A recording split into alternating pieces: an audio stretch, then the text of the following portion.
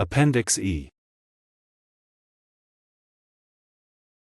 An act to incorporate the Tilden Trust, for the establishment and maintenance of a free library and reading room in the city of New York. Passed March 26, 1887, 3/5 being present.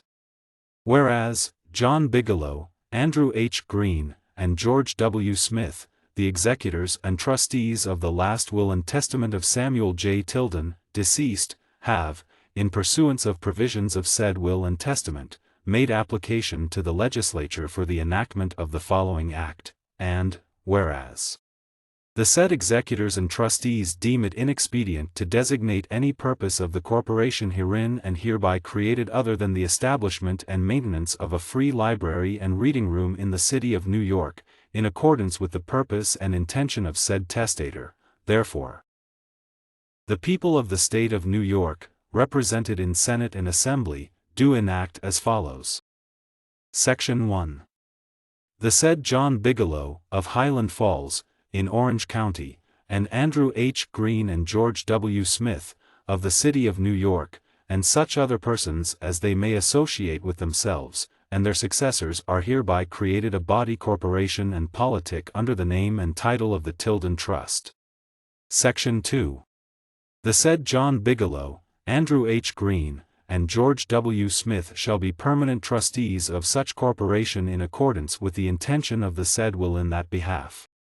Within 90 days from the passage of this act they shall designate and appoint, in writing, other trustees, so that the number of trustees shall not be less than 5.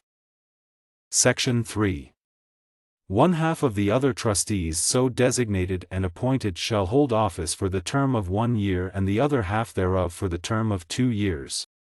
After such designation and appointment shall have been made, every trustee appointed to fill any vacancy in the Board of Trustees shall hold office for the term of 2 years. Any vacancy which may at any time occur in said board through death, resignation, incapacity, expiration of term or otherwise, shall be filled by the remaining trustees. Section 4.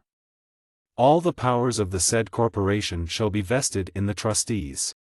They shall have the power to appoint a president and vice president, secretary and treasurer, of whom the secretary and treasurer need not be members of said board.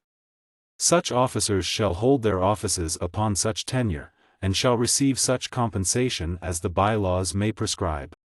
Said trustees shall also have power to appoint such other officers and agents as the proper conduct of the affairs of said corporation shall require, removable at the pleasure of the board, and to fix their compensation.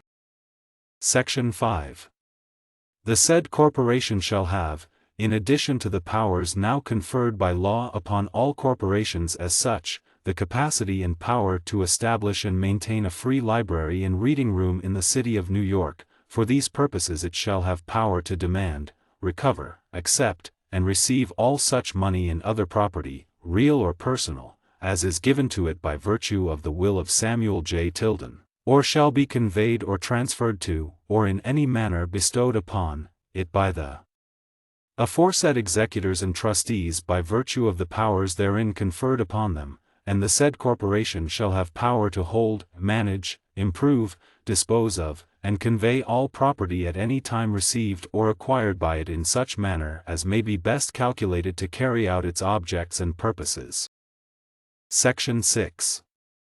The said corporation shall accept and receive all such money or other property as is given to it by the said will of Samuel J. Tilden, or shall be conveyed or transferred to, or in may manner bestowed upon, it as aforesaid by the aforesaid executors and trustees, subject to the terms and conditions expressed in and imposed by the said will of Samuel J. Tilden, in respect to the gift or gifts therein and thereby made or provided for, to a corporation to be formed and to be known as the Tilden Trust. And the said corporation shall have power to make and enter into any obligation or obligations to secure due compliance with such terms and conditions. Section 7.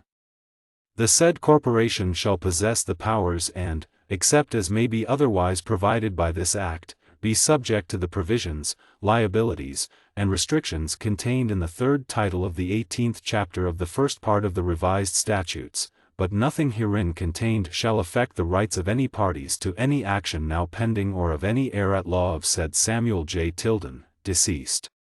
Section 8. This act shall take effect immediately.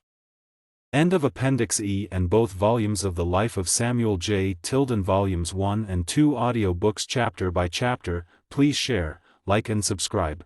Next will be the production of the documentary. Thank you for listening. Have several people to thank for helping with the Tilden audiobook series project. They will all be listed in the credits at the end of the documentary.